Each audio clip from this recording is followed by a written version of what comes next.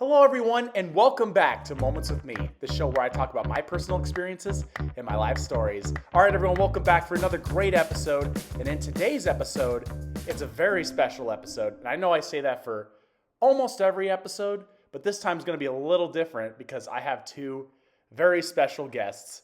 So without further ado, let's get straight into it. All right, everyone, so we got our two special guests, and these are two very special friends of mine from high school, which is crazy to me that it's been so long.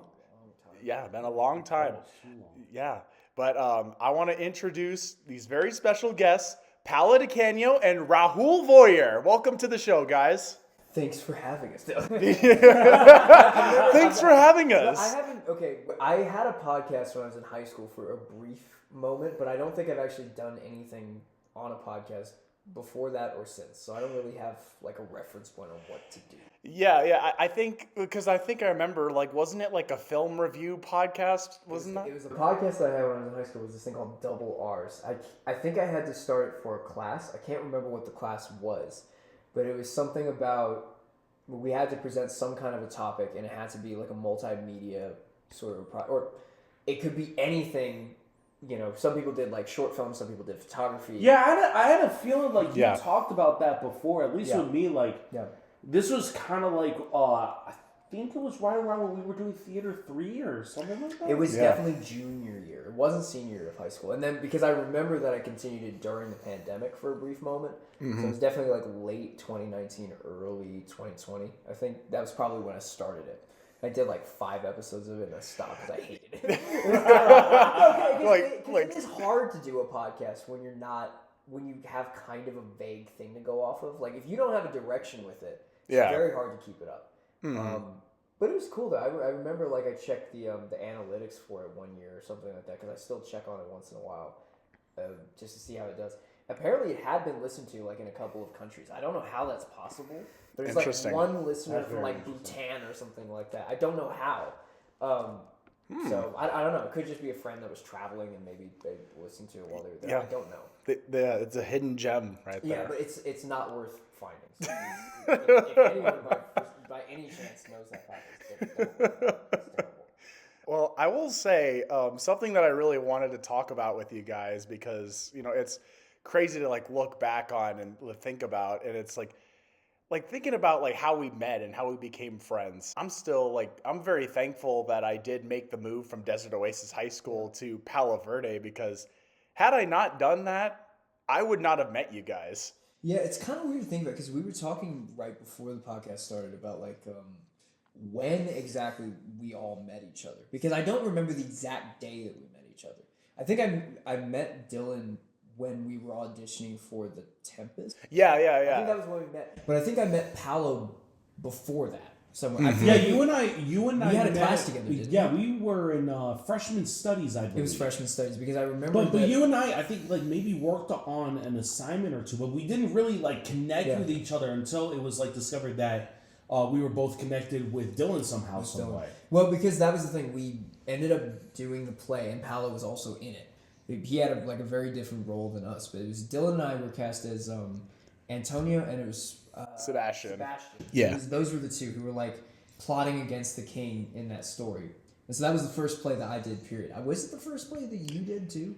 Well, I did it was the first full play that I did because I did the one act play. Yeah, you did the one act. Yeah, I did the one act, that was my first card guy. Yeah. So that's you remembered. Yeah, that's the weird thing. It was like Dylan was more inundated with the theater scene at the time because I had moved from Texas.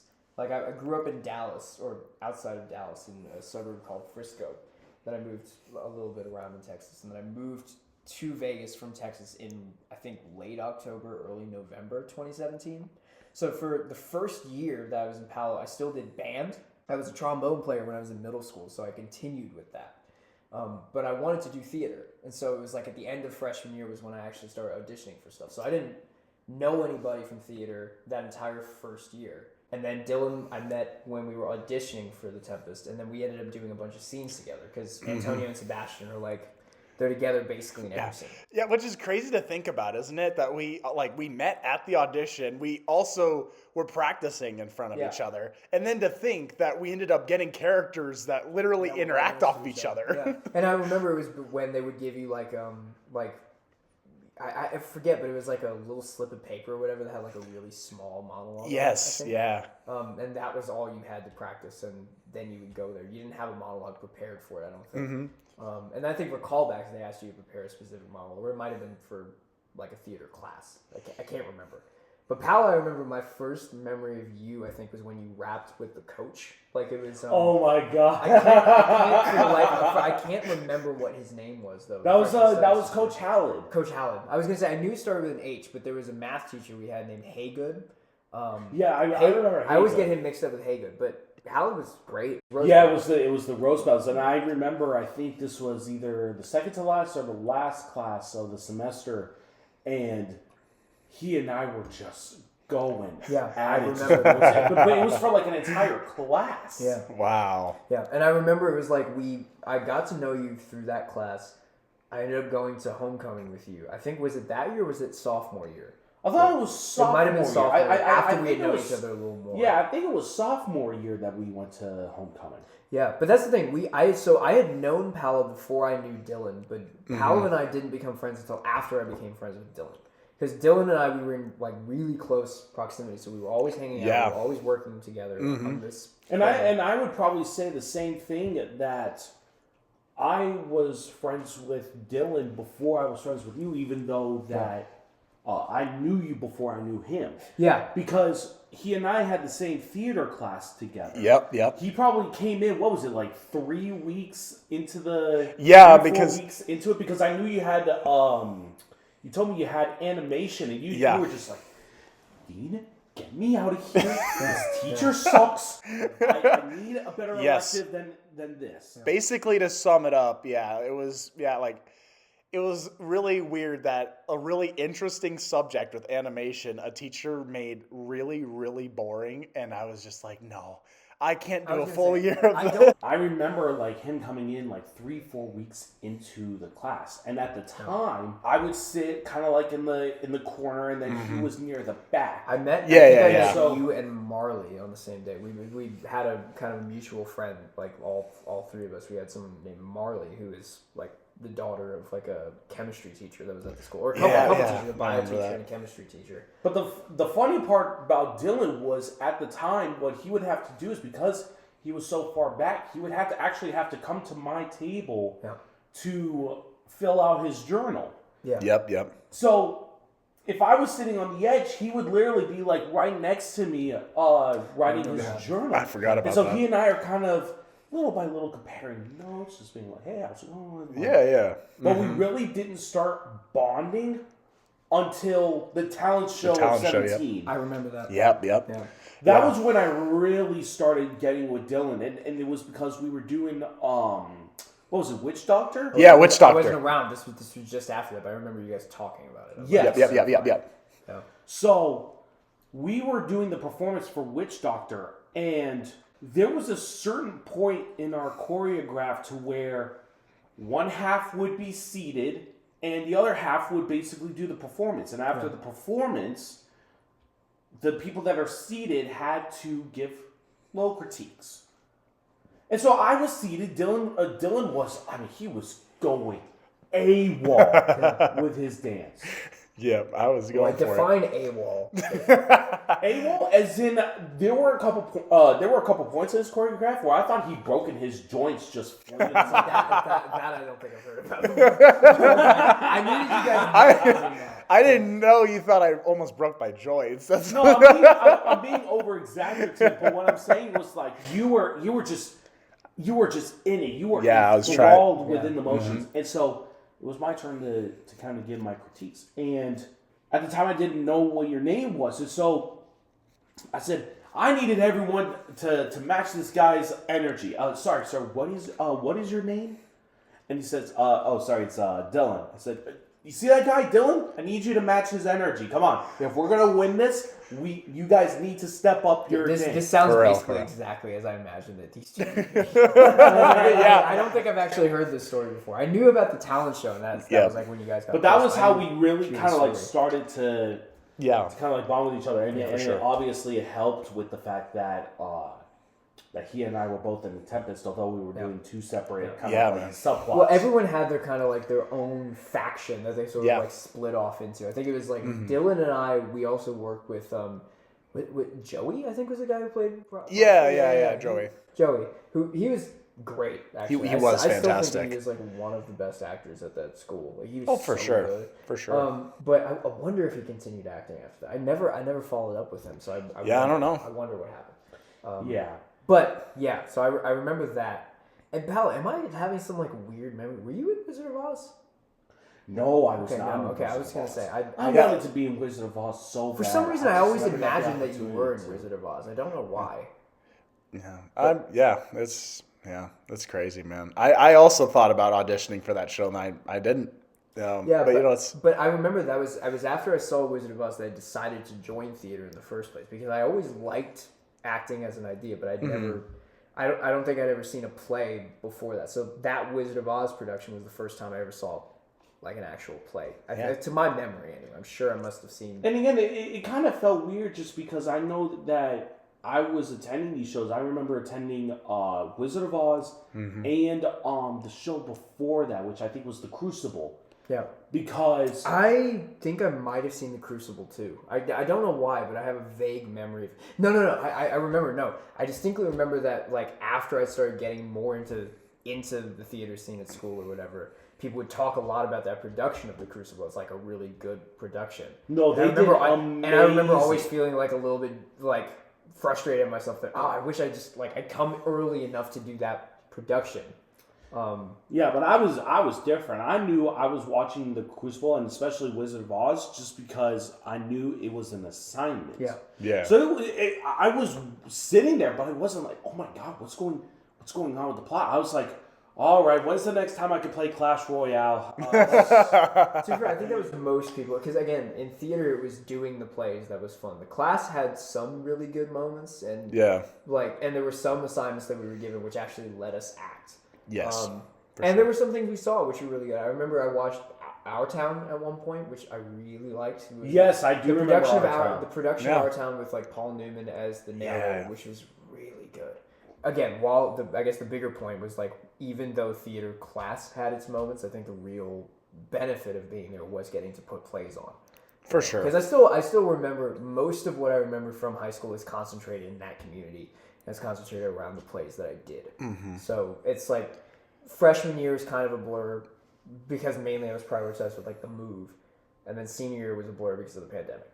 You know. Yeah. But sophomore year, junior year, especially sophomore year with you guys being there and present for that entire year, it was pretty fitting. It was pretty awesome. Yeah, I think it's so cool that like because I had only gone to theater for 2 years, but you know the first year I got to meet, Paolo, I got to become really good friends with Paolo. And then the second year, I feel like our friendship really got to develop too. I think so. It was because Dylan and I were doing a lot of scene work together. Yep. And because we were in the same class that year too. We got to spend a lot of time with each other. I think Paolo I became closer to when we did In the Heights. I think that was when we really... That was when we really started to get closer. Yeah, because Dylan wasn't in that production. So I was not. It was Yeah, just no, he me wasn't. and him that got to sort of branch off and do that. Well, because Dylan was on the verge of graduating. So he was a senior at the time when we were sophomores. Yeah. So Paolo and I, we did a production of the musical In the Heights where it was, I think, spring of... Yeah. It was spring 2019, I think it was. No, this was spring of 18. No, because it was... Our sophomore year was like going into like the early months of 2019, and then our junior year started the fall of 2019. I remember because the pandemic happened in the second half of junior year. That's when it started. Oh, Yeah. yeah. Well, I remember- Yeah, you're right. It is the spring 19. Yeah, I was going to say, because I remember watching it, and it was right before I had graduated with In the Heights. Yeah. So I Yeah, remember you're watching right. it, yeah. So that was the thing. It was And then we got to link up even more during Sleepy Hollow. We did the Sleepy following Hollow together. fall. Which Paolo and I actually, I think that was the one time we actually had a scene together. Like, the entire time that we were in theater. That's crazy to think about. And it was like a very brief scene too. I think it might have been what was it? Yeah, so we did a production of Sleepy Hollow. I played like a really old priest who like walked with a cane, had a very deep voice, very loud, very over the top, very eccentric. Man, I will never forget your performance. That's I think there were a couple times, like, I feel like there are a couple students right now that still have PTSD of you just being like, yes, Lucifer! I will say, that thing about that performance for Sleepy Hollow is I was such a cringy high schooler with the whole, I mean, like, theater in general, I'm glad that I got to meet you guys, but I was like I was such, because I wanted to be an actor for a long time. I still do. But that was the first time that I was allowed to act, and all of like my impression of like what an actor did or what an actor was like this sort of like inflated idea of like, oh, you know, acting as an art form and like method acting and all this other stuff. So I was just, anytime I performed a character, it got to the point where I was like, I usually played very intense like authoritarian figures, and so the problem was like I tried to be that, not to the point where I was like bossing people around or anything, but it was all like internalized. Yeah. Makes sense. It was a lot of, you know, cringy behavior in terms of just like getting angry when I wouldn't get a line right or something like that. It was embarrassing, you know. And I think it was like the performance might have been good. I don't know because I don't have recordings of most of it, but it was like I'm still embarrassed by the way that I was when I was trying to do those performances, because I just think it's totally over the top and like drama queen behavior. But I still think that you did an incredible job in the roles that you played. No, that might have been the case, but I'm just saying, like, I don't think that it required that level of like theater kid energy to get to, like that level of like not just beating myself up but also making a scene about it. I think that was like, I don't know, it was very.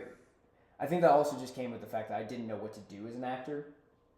But, you know, I think that it was good that I had you guys to sort of go through that phase with, because I think you guys kind of grounded me when I was going a little too far off in that direction. Because I remember talking with you guys about, like, the process of acting and, like, what we were trying to do with our characters and everything. That was the first time I had that kind of conversation. Yeah, I still remember with, like, The Tempest even. I remember, like, had your help with so much of, you know, doing that show, because it was, and I had a lot of your help too, and we had to, because we were creating that dynamic or whatever between the characters. And I think it helped too that we were building that friendship, you know, like in real life, and then, you know, like that way we had that chemistry going into the show. Yeah, and it was like that was one of the better experiences, like with acting, that I've had just in general, because it's most of the time, because I continued doing theater when I was in college, and there are some friends of mine that I've made through acting, but it's kind of amazing how like most of the friends I've made in theater since then are not people I've acted with. They're people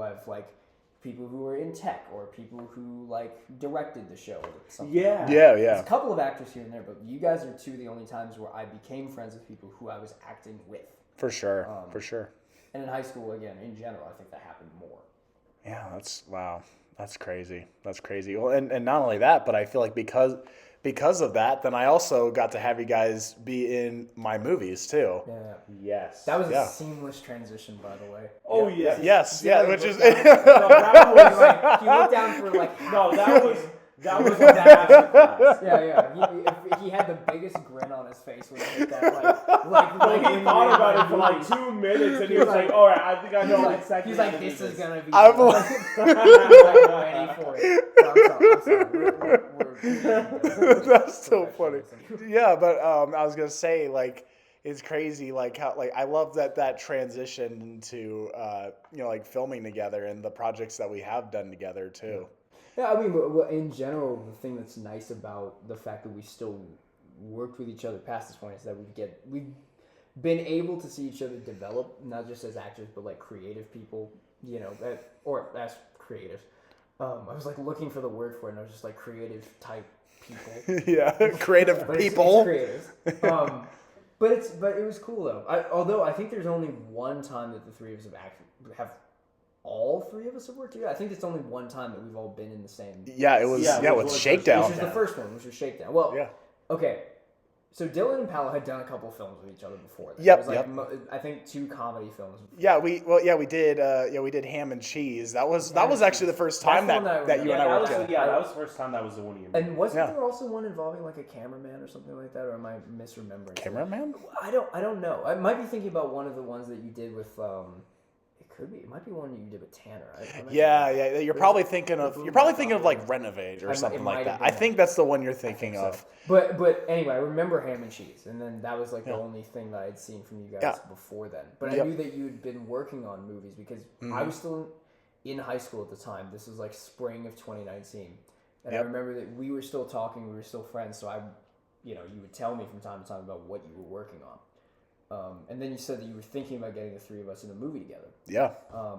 And then we talked about the idea of like what the movie would be. Mm-hmm. And you mentioned that you wanted to do like a mafia film. I still remember that the idea came about because we had watched the Oscars together in 2020, and then we were like, "Why don't we try doing a mafia movie together?" I think it might have had something to do with The Irishman. I think it was for sure. But I think all 3 of us were like, "Let's make an Oscar-worthy performance of our own." Yeah.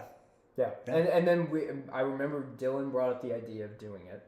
I can't remember how he talked to, like, what did he say to you, and when did he bring it up to you? Because I can't remember the exact day he brought it up to me either. I thought that the original day that we kind of discussed things, was actually at your birthday celebration that we were hosting at my place, when we were first talking about ideas for how we were first kind of brainstorming the idea. And that might have been like June 2018 probably, because it wouldn't have been June 2019 because we filmed Shakedown in like what? It was 2021. So was it actually? Oh, it was it was 21. Right. Okay, so no, it was probably like June. Yeah, it was probably like June 2019. I think probably. Yeah. Wow. Yeah, probably. I completely forgot the Shakedown's only 4 years old at this point. But I mean, the fact that it's even that old already is insane. It's nuts. Right? Because I remember filming it like it was yesterday. Yeah. Seriously. It is insane. But yeah, I remember that Dylan had brought up we had all 3 talked about the idea of making something together. At this point, we've been friends for a few years. Then one day, Dylan talks about the idea of that mafia movie again, and then he sends me this like outline for a script. Yep. And he's basically like, hey, like, I know that you're trying to write things. Like, I know that you're starting, trying to write screenplays and things like that. So why don't you, like, work on the dialogue of it? Here's the outline of what I'm trying to do. Here are the characters. Here's the premise. Yeah, here's, like, the plot. bits of dialogue to go off of. And then you go with the rest of it. Admittedly, Dylan gave me a date when I needed to come up with, like, the script by. And I didn't consider the fact that maybe we should have had time to memorize the script before we went to shoot it. Yeah, I remember. I waited, I think, until literally the last day to work on the script. I still remember that. I think another thing that we also forgot to kind of consider at the time was the fact that I know later on I let you guys know that I was moving to Florida. Yes. So because of it, it was like now we had to rush because we decided that my house was going to be the perfect setting for what we needed. Yeah, that was the set. And so... Well, because it was the only set that we could actually use. Because I had my siblings who were around all the time. Well, Dylan had, a little sister and a brother. And it was at the same time, like... Paolo's space also had this big, large, like, dining room. It was very, like old looking, you know? So it was like, it was the perfect location for the movie. Vegas house. That's what it felt like, which is a good setting for, like, a mafia interrogation. Like, Dylan's house is nice. It's very modern. Yeah, it's very modern. Same with the house that I was in, because the house I was in was built before we ended up moving from Texas. So it was a pretty new house, too. And it's funny because we had almost the entire house packed up. Yep. In boxes. Yeah, the boxes. It was a lot of boxes. We were filming everything. So yeah, because I think it was either the next day or a couple days later. That's when my mom moved out of the house. It was only a couple days later. Yeah. Well, we filmed it in 2 sessions, didn't we? Because it was. It was one session. One whole session. Why do I remember it as 2? I remember what we had done was because like I think you had to go, so then you you left. So we filmed the rest of the scenes. Yeah. Yep. With just me and That's him. why I remembered it, because I felt like that day got cut short, but it wasn't true because we were filming from like early afternoon until Yeah. it was like night. And I remember like we ordered like it was, I forgot, like was it like Must have been- Maggiano's or something was like that? It Maggiano's. was like It was some Maggiano's. yeah, like it was a long filming day, like, and it was, but I remember that like both Ham and Cheese and really Shakedown, like being those projects that once I heard that you were moving away, I was like, Yeah, we gotta. I was like, yeah, we gotta make that, we Which gotta to make be- it happen. Which, to be fair, like it ended up actually being a little bit before you came back. You know what I mean? It was, Yeah. So it was kind of a good thing that we managed to time that. Yeah. But obviously, like getting back to what we were talking about with the script, though, this was the first time we actually tried coordinating something that was this big before. Yes. Because it was like a legitimate, like, 20-minute short film. You know what I mean? It's like, because Dylan, I think up to that point, you had done like little, like maybe a 5-minute, Yeah, 5-minute, it like was- short concepts. I think, yeah, because the longest movie I think I had made before that was COVID Christmas, and it was like 15 minutes 15 long. minutes. And Yeah. on top of that, it was also him doing that mostly by himself at that Yep, point. yep. So, but this is the first time the three of us tried to work out something together. We were doing a different set than Dylan's house. Yeah. And it was a script that was being written by a person that wasn't Dylan as well. Yeah. So it was all of that needed to get coordinated, but we didn't know how to do it at the time. Yeah, yeah. I remember too, and like another reason why I wanted to film at Paolo's place is because I'm like, I film at my house so much. Like, Yeah. I want a new location to film. Like even when I did my film Internal a while back, I even rented a motel room just so I could film in another location. Yeah. And that's the thing. But this was like, I think the real first time that we attempted to do that. Yeah. So it was, so one consequence of that is the fact that I didn't realize that we probably needed time for all of us to memorize our lines. Because even though it was only like a 20-minute short film, and we had, I think, relatively even dialogue through. Yeah, I would like to think anyway that the balance was. Yeah, I think when writing it too, it was like, we tried to like balance it out and made sure that everyone had a chance to shine. But yeah. the problem is like there were two kind of unintended consequences of it, which was like, one, the fact is that I waited until the last day to write it. So I was literally writing into the early morning. I think I might have stayed up all night writing that script. So the problem is, like, I think it had a solid outline to work off of, but everything else that came from it, so like everything past the initial point, everything in between the spaces for like, the main bullet points of the script, it all had to be filled in a relatively short period of time. I didn't give myself time to really consider like how the characters were consistently written, how some of the dialogue might have sounded awkward on paper. It was those kinds of things. I will say, just to like add to that though, I think the nice thing was I think like, if anything, like the script was kind of like the outline because we got to improvise a lot and make that dialogue work. Like the upshot of it was the fact that because the script was finished pretty quickly and because the script was kind of a little bit rough, I think that the benefit of that was the fact that we were able to kind of go off script and we didn't feel like we were tethered to it. Yeah, right? Yeah. The script was really more like, a guideline than actual rules. Yeah, for sure. But still, I think it was cool that we managed to get that done on time, and then when we had to go to shoot it, we could do it. Yeah. But it was funny though, because when we actually went to shoot it, there was a couple of things that we didn't take into consideration. Mm-hmm. One was the fact that we had to get it done in one day, because we waited until I think 2 days before Paolo was set to move out. Yeah. So the whole place had boxes, which I think actually added something to like the whole environment and everything. It made everything feel very cramped and very tight. But I think the downside of that was that basically we had to get everything. So there wasn't really much of an opportunity to kind of experiment with like different ways of doing the same scene or even to have that many takes. I think we each got maybe a max of 3 takes. I still remember like my main thing that I wish I could have gone back and did was when we have that table scene where where Paolo's yelling at you and everything, and then he walks off to take a dump.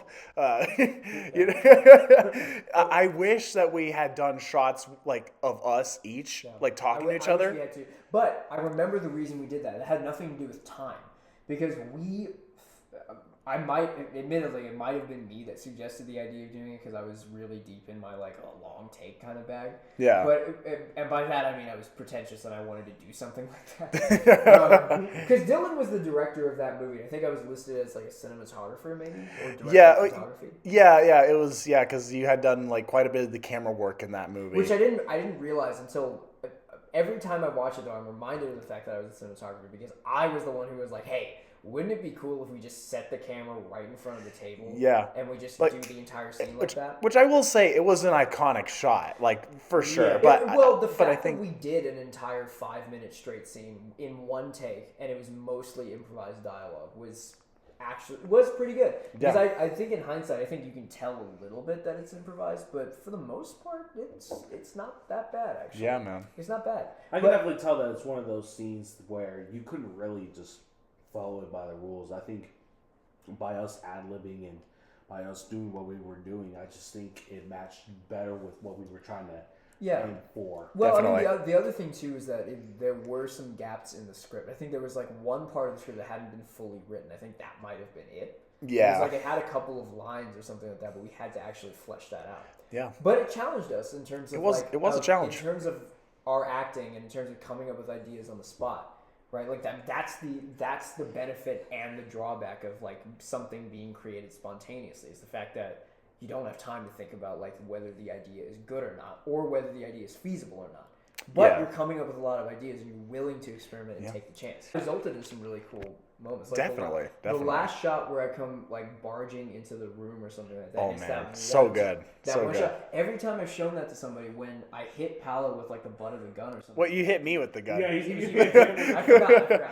You wanted to hit me It's with been the a gun. little bit. It's been a little bit. But I come barging in and I hit Dylan with the gun, with the butt of the gun. Or whatever. Every time I show someone that, it actually gets a flinch because the angle that it's shot at. Yeah, it looks like, so realistic. It was so good. So that shot is probably my favorite in the entire thing. It was just not because I get to hit you in the face with it. But Good, drink this. But it was because it was an idea that could have only come up right in the middle of like us trying definitely. to figure out how are we going to get this shot, because we have this scene where he gets hit in the face with a gun, but we don't have any time to really block it out. It has to look convincing. It has to look from good. whatever Yeah. angle it's at.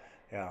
Also, I think the idea of it, even though the mafia movies we were trying to emulate weren't in black and white, I think the fact that it was a black and white movie added so much. Oh, Yeah, well, the other thing was too was like it wasn't even like a filter that I put in later on. Like it was He shot it in black and white. Yeah, it was shot in black and white. I was committed to doing that. Yeah, but it creates like it makes it look a lot more high budget than it is. I mean, Yeah. I think you can still tell that it's like, you know, a pretty low budget production. Yeah, but it's still like what I liked about doing that is that it's like you get a feel of the movie while you're doing it. You know, like kind of like getting that feeling like that you get in post. Like a basic idea. You're of acting how you want it to in look. black and white, so you're like Yeah. you're scrunching your face up a little more for like shadows and things like that. Exactly. So it worked pretty well. Like I really like the way the black and white looks. Yeah. And I still do. You know what's funny is I still remember when we were filming, and the reason why I had done this was because I was like both directing and like being in the film, and I think because I was like trying to like, I think I was probably like stressing out a little bit. So I think like what I had done was I tried to stay in character for most of the time while we were filming that movie, because I was like, I don't want it to like show in the movie that I'm like, you know, like worrying about anything. Like I want it to just, you know, come off, you know, like. And again, that probably helped with being able to improvise and get in and out of a scene and stuff like that, because you had to improvise a lot in character, and then simultaneously you had to direct what we were doing. Yeah. And again, all of this was done with maybe 3 takes or less per shot. Yeah, There was nothing that we could have. We didn't have time to rehearse. We didn't have time to memorize. Nope. Because literally it was we rehearsed a line for a shot right before we did the shot. Yeah. And then we did it. Yeah, and then we did it. And if we didn't know the line by heart, we went off script. Yeah, and We tried our I best even to remember make like it work. as soon as the both of you came to my house, we did the car shot. Yeah, Yep, right then and there. Yeah, right then and immediately there. did it. Before we even entered the house, we started with the car shot. Well, I think Paolo, he came inside.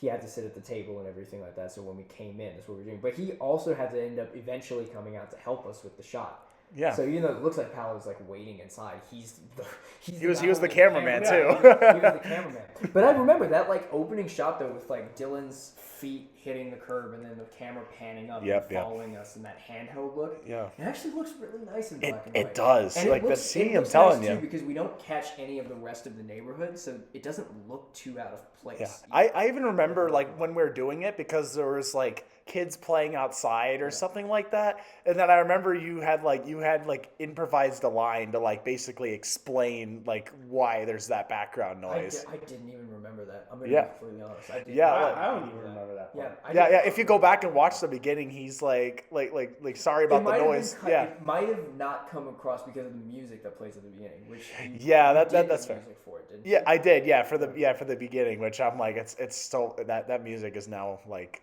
iconic for that intro. I love it. Which again, the biggest thing I'm proud of though is the fact that it is something that we sort of like.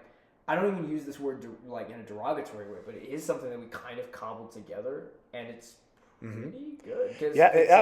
Considering the fact that we had to really just make everything up as we were going along, but look at the awards that we have won. We actually won some awards for it, which is kind of insane actually to think about. The fact that we were like, I think 18 at the time, maybe. Yeah. Well, I still remember. Yeah, it was the Vegas. It was like the Vegas festival where you were like nominated for best actor for that movie, and I'm like so well deserved. Weren't we all nominated? Well, there was. Was there an ensemble award? Or yeah, so it was best actor for you, and then it was best acting for all of us. Yeah, but I was kind of crazy.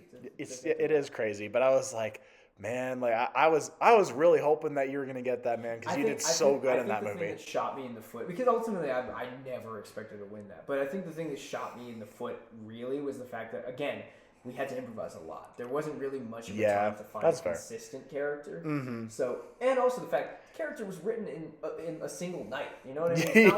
There wasn't much thought that went into it other than do a mafia voice, have a stern face, and like kind of act like you've smoked crack before. I think I think that was really all that was there. Yeah, I think that was really also the main reason why I wanted to stay in character the whole time, because I was like, I don't want to mess this up, because it is very last minute, so I wanted to like give it my best and not, not come off like I'm like, worried about the direction of the movie and everything, and I had a lot of fun doing it, and I also think it's funny because I go back and I watch the shakedown bloopers, and then there's the one blooper where I'm like, shut the fuck up, and I'm like, okay, I forgot to stand, I'm so sorry, and it's like I do that all in character, and I'm like, that's so cool to see. I forgot that you were in character for all that until I saw it. No, I recently saw the bloopers too, and I'm just watching. I'm watching myself. I'm so serious, and then I just hear. Who's calling me? Who's calling me? And then Rahul's like, drug addict, and his phone's going off in the background. He's like, oh my fucking god! I will say though, I the last scene or whatever, I still remember this because it haunts me. It's like the last scene. I think we mostly did a good job making it look like it wasn't improvised, but there was that what was it? After I hit Dylan with the gun in that last tracking shot or whatever, there's a moment where I completely mess up the line I was gonna say, and it's something like I guess you just think I'm some kind of like a drug dealer. It's drug addict. Drug dealer.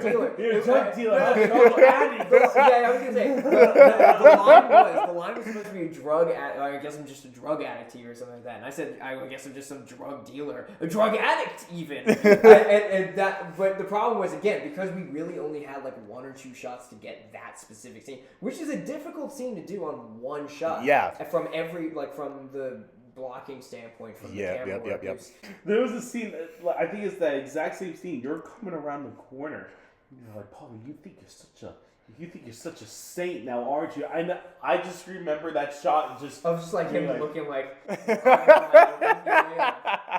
the thing. But I think the benefit that the movie had was that I don't think it takes itself too seriously. You know what I mean? Yeah. So let us kind of have fun and experiment because we weren't doing it within the whole we're making a super pretentious we barely even did our research on it. We don't know if any of that stuff is historically accurate. So it's I remember Dylan and I were talking I think it was about maybe a week or two later after we released. I still remember. After we released. Would that have even been a feasible? And he was telling me I was showing my father about I was showing my father the movie and. He pointed out a line that I said about the stratosphere, and he's like, "Huh, that's weird." I don't remember it being built in the 40s. That thing's Yeah, I was gonna say, can I be completely honest? I didn't know that either. I honestly, I didn't know that when we were filming. That was a line in the script, to be fair, but I think that was again, it was one of our like. Yeah. To be fair, I didn't research anything while writing because that was the other problem. Honestly, I don't think anyone really pointed it out unless except for the people that like have been in Vegas for a while and they're like, I don't know about that. Even then, I feel like to anybody outside of it, like for instance, any of the film festivals that we submitted to, I think there was one in Vegas that we did. Yeah. But like for instance, the Telly Awards, they're based in New York and San like Francisco. Like some are like they don't care, man. Yeah, I think the two places that we won awards from, like or at least the two that we really took notice in were, I think it was San Francisco and I think it was New York. Either way, really, really cool that was even, like, the fact that we won actual awards for it is kind of insane to think about. It is insane. Like, because we were like 20, Dylan was 20 at the time, I was, I was 17 going to turn 18 that year, Paolo was, 18 already. It was kind of insane to think about the fact that we actually, that got recognized on any level, let alone the Telly Awards, which is, like, that's pretty cool. But yeah, in general, I like the fact that we were able to have fun making that movie. Yeah, and man. the fact that it was something that we didn't have to. There wasn't a rule that we felt like we had to do. There wasn't really an expectation beyond the fact that this is an idea that we had. And Paolo's gonna leave soon, so we only have one day to do it. Yeah. That was like, I mean, in a way, that was kind of cool because it was like the motivation to finally do the movie that we were talking about for so long.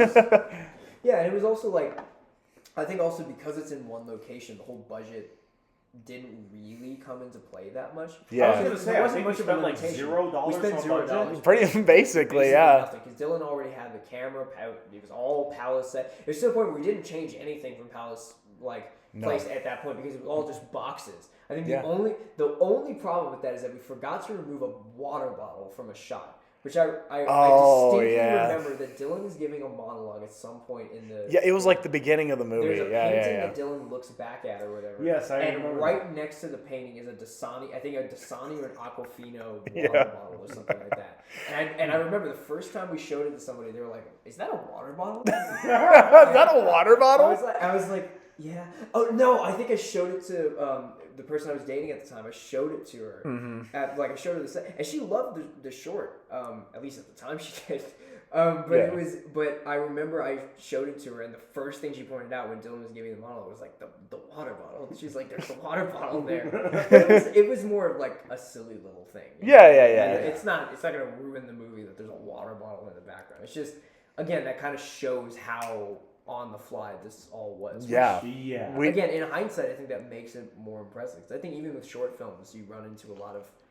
At least I have friends of mine, like other friends than Dylan, who have like tried making short films and tried getting budgets and production crews and all that kind of stuff.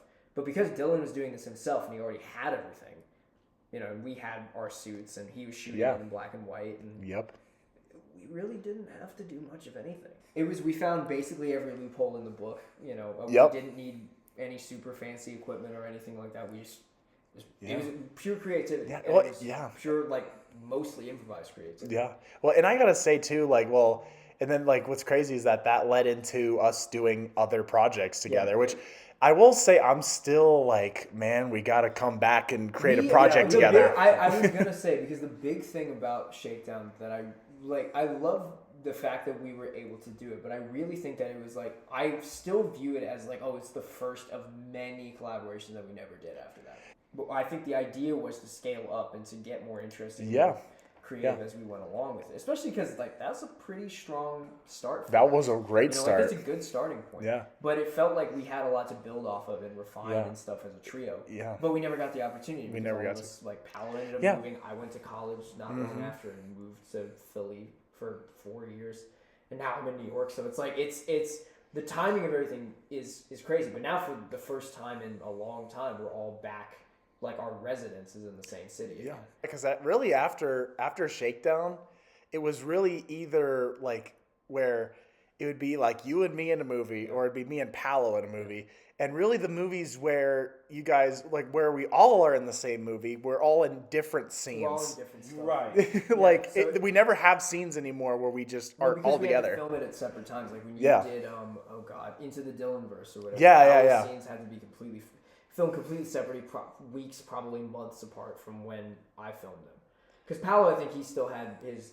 Well, your dad was also in Florida at the time too, right? Yes. So okay, so he was completely moved out. Yeah. I think he had managed to come back to Vegas like once or twice. And Yeah. Well, I could, because I remember. Yeah, but I think I mostly contributed to that movie through the music aspect rather than anything else. Yeah, definitely. Because I remember you did By Himself for that movie. Because I was like, "Yo, Paolo, can you cook up a song for this movie?" And then he was like, "I got you." And then he made that song, and it was an absolute banger. Really nice. I mean, in general, I would like to talk a little bit about. I do think that I really want to. I've talked with these guys about the idea of like, okay, what would the next thing be? We've talked about that. Yeah. And I think I got a feeling that it will come up relatively soon. That same effort that was put in there before, but now we've Dylan's refined the process of making short films, of editing it, and he's had a lot more practice than Pal and I. We've had a lot more experience being in front of a camera, or at least performing. Yeah, for sure. Definitely. So I don't know. I got a feeling that whatever the next thing is, or whenever it is, or wherever it's shot, or whatever the case might be, I think it'll be interesting. All right. I'm curious. But hey, like here soon, man. We'll make it happen. Maybe 2026. It's possible. Yeah, it's possible. I would like for it to not be like another 2 or 3 year wait. I will say Anyway. I'm curious though. Like before I transition into the next subject. I felt the transition. Yeah. Don't know You felt it. You felt my grin. He shifted into his transitioning voice. So to move on. Yeah. No, I was gonna ask though. Like, I'm very curious for both of your guys' opinions. Yeah. So, of the films that I have done, which one do you think is your guys' favorite? Okay. You can't ask us that. Yes, I can. I do have an answer. He already has an answer. Where's your freaking answer? Look, okay. No, I'm kidding. I'll say it though. Okay. Well, I think Dylan, one of his biggest strengths that people don't really, or I don't think that people pay much attention to this in general, but I do think it's a very underrated part of making something, which is the editing. Like, I really like Dylan as an editor. I think he's like, he knows how to cut his shorts together. The pacing is always really, really good for them. But I think that he also does really cool things with sound when he's given the opportunity. My favorite short film he ever did was, I can't remember the name of it. It was, he got an award for Wasn't it D-Trop? Was that D-Trop. it? Yeah. D-Trop is probably my favorite. Because it's such a simple concept for a short. Yep. But I think it's done really, really well. And like, especially again considering the budget, but it's extremely short. But it's really compelling for like it's like 3 minutes long or something. Yeah, like that. I loved being able to experiment with that. And what's funny to think is that I literally basically just filmed because no one was home, so I was like, I'm gonna film this short film, and this was like right after I got done filming COVID Christmas, and I'm just gonna film this right now. To be fair, I think that in a weird way, I think the reason why, because I think you made that maybe around, I think it was around the same time as Shakedown. It wasn't that long before or after. Well, it was released the same year as Shakedown. It was 2021 because I remember it was you got awards for both at the same time. Yeah. But D-Trop, I still think about that from time to time because I still think it's like, I wouldn't say it took the most advantage of a low. Well, no, I wouldn't say that it did the most with a low budget, but I think it took advantage of the fact that the budget was super low. Mm-hmm. Like the fact that it's a $0 budget short, but it didn't really impede the short itself. Was really, really great. And the fact that there is something like Lovecraftian about it, and the fact that you really don't know what it represents, and it's just vague enough to where it's like you have things to go off of. Mm-hmm. And that doesn't always work. Like I've tried to write things that are like, oh, there's a vagueness to it and like an ambiguity, but it's really hard to make something that is ambiguous but has enough breadcrumb trails to where you want to figure out the answer. But I think D-Trop actually does it really well. I was gonna say, like, one of my main things that I remember doing is I wanted to leave it open-ended, so then people would like try to figure it out, or like I even had a couple people ask me like what happened, like what it mean or whatever. I'm not gonna ask you because I think that ruins the whole fun. Yeah. But I was like, the fact that people are asking, I'm like, yeah, it worked. Yeah. I mean, like, there's something about that, and it's also a genuinely kind of creepy, short. Mm-hmm. It genuinely is. Yeah, it was really like the first time that like I know it's not really a horror film, but like the first time I really tapped into that. It is. It's 100% Yeah. a horror. Oh yeah, it's 100%. definitely a horror. There's no other genre it falls into. Like it is a horror film for Yeah. sure. Like it's, but I think the whole thing about it is the fact that it is something. The best thing I like about the way that movie's cut, not just the sound, which is like what he won the award for, but the fact is that there's a tension in every shot, even when there's nothing particularly. Yeah, it definitely reminded me a lot of like Get Out and that kind of stuff. Yeah, it was again. I keep going back to like the Lovecraft idea, but it was a Lovecraftian horror made for like a shoestring budget, and it worked. That's like, it was kind of amazing, the fact that he managed to pull off Lovecraftian horror with no budget. That's kind of amazing.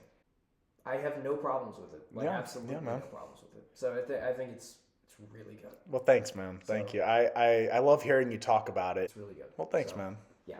Well, Paolo, do you have an answer? I have a few answers, just because I can't 100% pinpoint an exact like favorite, but I definitely have a few contenders. All right. First one, obviously, being Shakedown, because we all collaborated on it together. It just felt like such a great movie to be part of. Yeah. Mm-hmm. It's definitely my favorite, like, because I really like the collaborations that we've done, but there's something about Shakedown. I think it's the fact that it was all three of us. Yeah. I was gonna say, it was very like, I felt like it was very atmospheric too, and I think that's also what really helped with Shakedown as well. Yeah. It was just in general. I think it was the whole lightning in the bottle thing. It's very, very hard to recapture that. Definitely. So there's that. The next one I would say is a great contender, because I keep watching it over and over and over again because of how great it is Chaotic Christmas. Oh, I love Chaotic Christmas is a good one. Yeah. No, I love that movie, man. I still is that the one where I think that is the one where it's like I think you asked me to voice a few roles in that one, actually, because it was it wasn't just like oh my god, why can't I remember his name? The Edward? Elf. Yeah, Elf, yeah. I can never remember Edward because I keep wanting to call him like Elfward or something like that. Elfward. I keep thinking like Alfred or something, and I think it's like an Elfward. Yeah, I don't know why. That's hilarious. I don't know why. I never get the name right. Well, I know that not only did you do Edward, it wasn't just Edward, it was also the voice did of, like, critically acclaimed award winner, Heinrich Resort. No worries at all. So, but that was just an incredible movie to keep watching over and over and over again. Yeah, man. I love that movie so much. No, there was so many. That entire series as a whole. Well, the fact that he kept it up as long as he did is kind of impressive. Right. And there were so many iconic moments, like for instance, like in Crazy Christmas, the whole kidnapping scene. Our names out your flippin' mouth. That was so the same year that happened, by the way, with Will Smith. I mean, we know. And then, as far as Chaotic Christmas is concerned, there were just so many. Like anytime that I start like watching the movie from scratch, the scene that pops up in my head the most is when he's doing the breaking news and just it switches over from November to December. He's like, "It's Christmas time." Sorry, That got me. In general, I do think you have a knack for comedy too. Like again, going back to the editing, I think you have a really good sense of like timing with comedy. Because I remember watching you guys do Ham and Cheese. Mm-hmm. That was one of the things that got me immediately. Was the fact that it was hilarious. But man. But I also like how I like how we blended like comedy with like pure slapstick. And then I would say the third and final contender for me, like for favorite movie that you have produced, has got to be Into the Dawnverse. Of course, yeah. I mean, for the simple reason that for someone like you to not only develop the script and how you wanted it all to play out, but to also direct and create it and then edit it. I mean, the amount of work that you put into that product was insane. Like off the roof. Yeah, I still don't know how I did it. Because that's strong determination, power, and will. For real. We worked on that for over a year, Yeah, it was like filming alone. It was like a year's worth of film. I'm like, which is good insane. God. He filmed an entire feature film in his house. Yeah, well, and what's I mean, And by himself. Yeah, by himself. yeah, well, by him. Well, not only that, but also the fact that I had to play multiple characters in one movie. That was also like crazy. You had to coordinate things with a lot of different people, but at the same time, you were still in the driver's seat for every stage. It was editing, it was score, it was production design, it was it was everything. The amount of people that have watched that movie and given it praise, and and even like the a couple awards I've gotten from that movie, I'm like, it feels very rewarding after putting in all that time and effort into the movie. Yeah, well, even then, the simple fact that you actually finished it and released it is in and of itself like. It is a very rewarding thing because most people never, because that's the whole thing, right? It's like a lot of people want to make a feature film, but they never have the budget for it, or they don't have the time, or whatever. So even if, ultimately, again, still doing it on top of that on a very low budget. Yeah. Like, that's kind of amazing. And it's a coherent story and narrative that you built from beginning to end and slowly set up over a few years. And it was really impressive. I guess the scale of that movie, considering the resources you had to work with, is insanely impressive. Yeah, thanks guys. Yeah. I'm still very proud of that. That's up there. It's either my favorite or my second favorite. Like, it's up there. I do love that movie. And yeah, I'll just say, like, kind of as a final thing on this subject, I'll say that I think, like, yes, while comedy I'm definitely the most comfortable in, I think what excites me is when I do get to experiment. I do get to, like, go serious. Like, when I did Internal, that was exciting for me because I got to try out stuff. I got to, like, be like, I had the blonde hair. Yeah. How long did you keep that blonde hair for? Was that a wig? It was a wig. Yeah. I actually had a couple people asking that very same question. I fully thought you would bleach your hair. Hey, that's good. I don't remember him bleaching his hair ever. Yeah, I think one of the. Honest though, you rocked it. Well, thanks, man. Rocked the blonde. Thank you, man. Yeah. Paolo looked at me with like a slight. He's shaking his head. He did not agree. Look, man. It threw me off, but you rocked it. Yeah. Well, thanks, man. Thank you. Yeah. At least one of us thinks so. I have the support of one. You have the support of half of the table. Yeah. Oh man. This kind of reminds me of Shakedown a little bit. Yeah, for real. Well, I will say, like, I'm always very thankful for you guys for being a part of those projects and helping me get to the point that I am now. But, like, not only that, but also, like, being, like, very supportive of that and, like, helping me through every step of the way. So I'm very grateful for you guys for, like, being a part of that process too. Yeah, no problem. Proud to be part of it. Like, I'm looking forward to the next time. Yes. Which again, we gotta actually like plan some stuff. We do. Like for real. I agree. We definitely gotta plan some stuff. Yeah. I will say, like, we kind of tapped into it a little bit, like, here and there, but one of the things that, like, I was kind of gonna talk about a little bit, like, and I think. And I'm also going to bring this up to transition because with Dylan verse, like, one of the main, like, like, sources of inspiration with the story was, like, when I had Rahul in the movie move away. And one of the things that I wanted to touch upon is, like with that movie, I think what inspired me was, like, like, when both you and Rahul both had moved away, I think it was a hard time for me, if I'm being honest, and I think that, like, with that movie, that was, that was kind of like my way of, like, like, tapping into that feeling a little bit, of like, man, like, my friends are, they're not here in this state anymore, and it was a hard time, so. And I think it was obviously not to speak for Paolo, but I think it was a hard time for all three of us in that sense. For sure. Well, because, I mean, since high school, it's not like I, burned bridges with people from high school or anything, but it's like, it's just that natural thing that happens, which is, you get just a little bit older and you realize, there's some people that are going to stick with you for a long time. People come and go, and, some people will stick around. Yep. But it's, at least in high school and in college and whenever I've moved around a lot when I was younger, but in every one of those instances, it's been less people that have stuck around than I thought. Yeah. Every single time. Every single time. It was the same case for me. So, like, with you two, I mean, you two are basically the only people I talk to from high school anymore. I mean, I obviously you know, there's a couple of people outside of that, but really, like, the people I talk to the fullest extent, I think it's you two and maybe like a couple other people. Yeah. I think that's about it. And it's definitely not to the same extent as I get to see you guys. For sure. Like the fact that we're still regularly talking to each other all the time, and you know that we're still in each other's lives to that extent is rare. You know, It's very rare in life, and I think it's also rare in my life specifically. So leaving you and you having left the year before.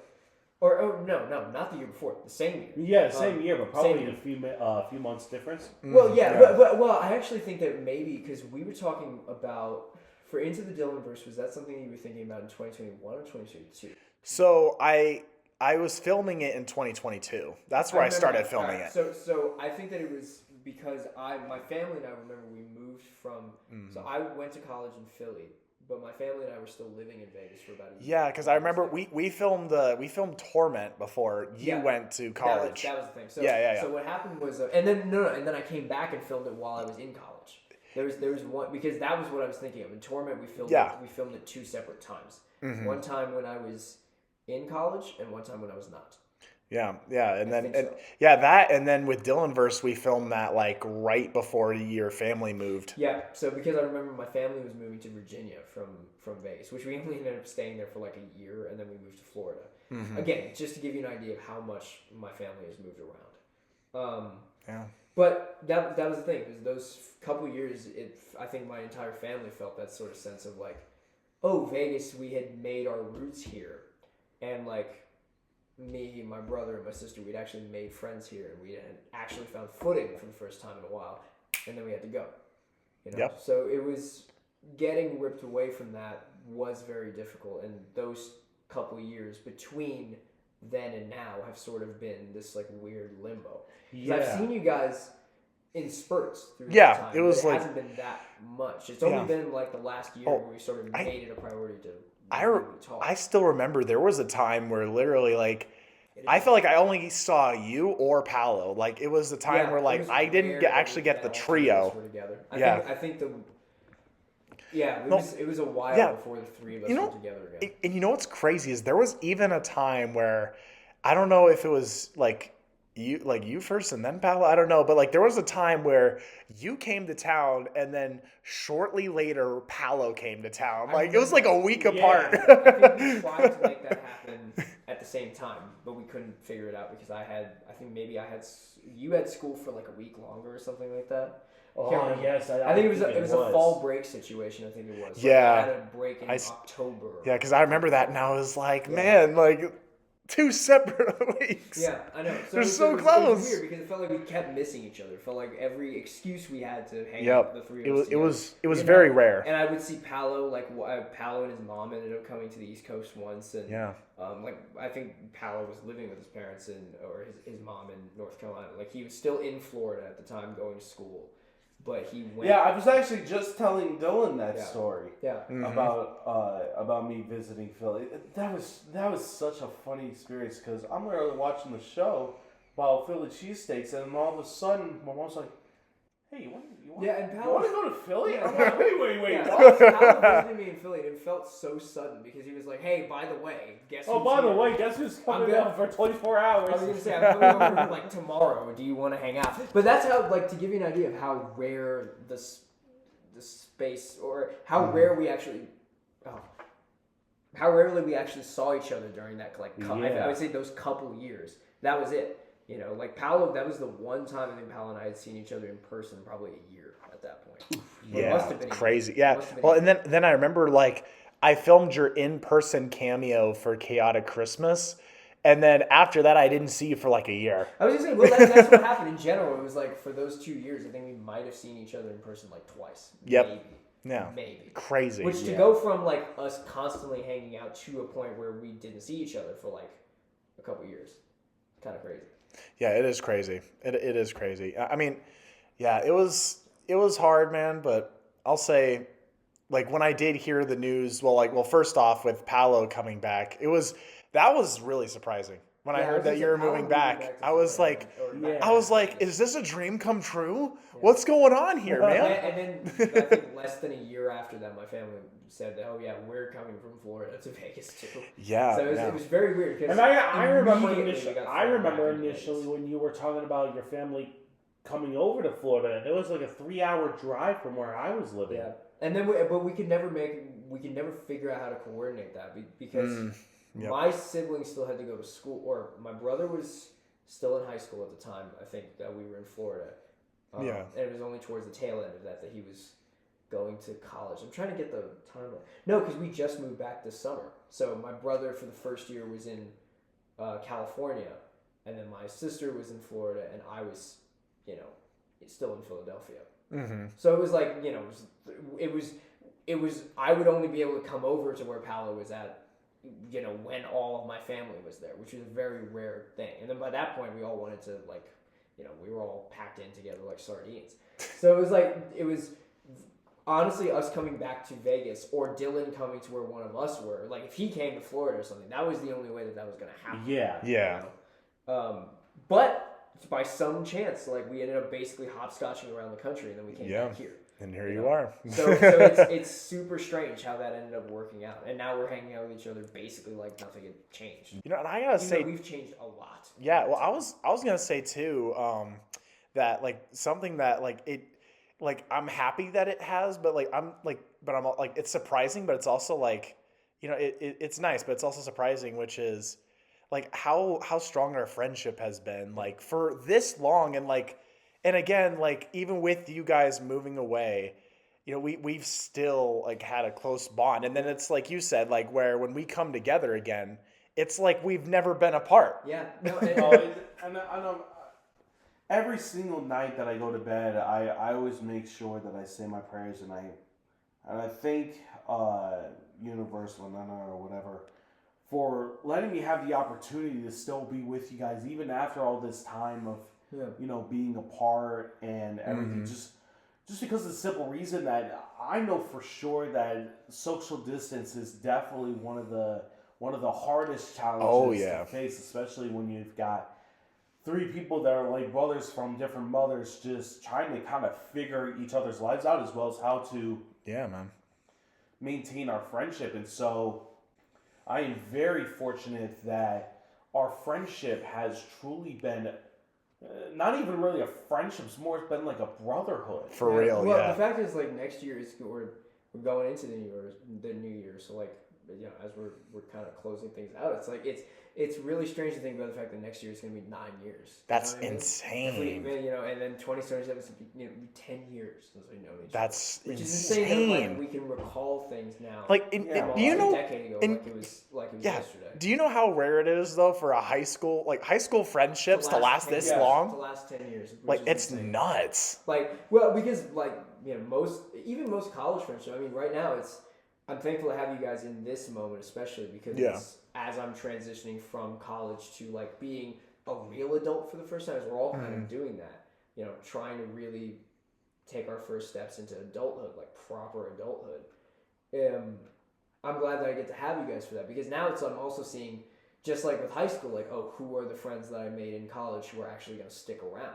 You know what I mean? Yeah. And then now I'm making friends who very well I don't have any constraints. We're after this period of time we're not going to be friends anymore. No, it's now it's the big world. The big world. So the fact is that I have you guys not only to keep me grounded, but it's also as a reminder that some things do last. For sure. A lot of things come to an end. A lot of things change. A lot of things will evolve, and and sometimes it's not going to be for the best. Mm-hmm. But ultimately, the fact is, I'm glad that at least there has been this constant. It's not the only constant in my life, but it's the fact that our friendship has been that sort of anchor that you can. That can keep you definitely. Playing, Yeah, man. It's just wild to think about, man, and even also kind of what we discovered recently, man, how our friendship, or Paolo said, our brotherhood, it's crazy how it's evolved from us, geeking out over similar interests, and then now we're getting to the point where we're sharing more personal stuff with each other. Able to be introspective at this point. Yeah. And I think it also took all 3 of us it took us some time to actually get to that place individually. Definitely. And now that we're old enough to where I think we've had some time to sit in those feelings, alone and with our families and all that stuff. But now we're learning how to express ourselves in that way to Definitely. each other. Yeah. And it was seamless. It's not like we had any apprehension about talking, about things like depression or about like, the difficulties of moving or about whatever the case might be. Yeah. I've talked to these guys about basically everything in my life. So it's nice though that didn't throw us off. If anything, it just strengthened our friendship. Yeah, exactly. Yeah, because for some they might be like, Well, for some, it's like when you peel back the curtains or whatever. Like when you peel back all the layers, you discover like what's at the core of this person might not be something you like. Yeah, for sure. But it's nice that as I learn more about you guys, the more I like you, and the more I get close to you. Definitely. And the fact that ends up being in a very healthy and organic way. It's not like we have to pry things out of each other. Yeah, we talk about, I love that. We talk about what's bothering us. We talk about what's going well in our lives, and we do it how we feel and when we feel. And it's not something that that we that we have to work to get at. It's just the nature of our relationship just there. now. Yeah. So I'm for very glad that it's evolved along with us. Like Yes. the relationship has evolved with us. Yeah, definitely. I know I kind of said this already, but like I'm grateful for you both. Like more than you guys know. Like I like a lot of people have come and go in my life, and you guys have stuck around, and I'm still very grateful for that. Seriously. Yeah. That's why it's like when I have the opportunity to hang out with you guys, I do. Because and I mean, right now, even after we're done recording this, we're gonna hang out for exactly several more hours. So yeah. Party time. No. Yeah, exactly. So it's I think that I'm not worried. There are things that I am worried about in my life. I'm not worried about the state of our relationship. Yeah, 5 me years neither. from now. I'm not worried about it. Yeah, man. Like I think it'll go how it goes. We can't control how it goes, but I'm very very glad that for the time being and for the foreseeable future, Definitely. Well, I will say, guys, I think that is all the time that we have for this episode, but I want to thank you both for being a part of this Shout show. out to Anthony Joshua from but thank you guys so much for being a part of this episode. It really means a lot to me. Thank you for having us. I've been wanting to do this episode for a while, so I really appreciate you guys doing this. And and I'll have you guys go ahead and say goodbye to the audience real quick. All right. Bye, guys. It was very, very nice to meet you. I don't know how to do formal. Like peace out, y'all. I'll say this is not a goodbye. It is a see you later. There you go. And Paolo. Sayonara, suckers. All right. Thank you so much for having me. Yes. Yes. All right. Yes. Thank you so much, guys. Be sure to like and subscribe if you haven't already. And and let me know what you guys thought of this podcast. This was a very fun one to make with my buddies here. And as always, I'll talk to you guys next time.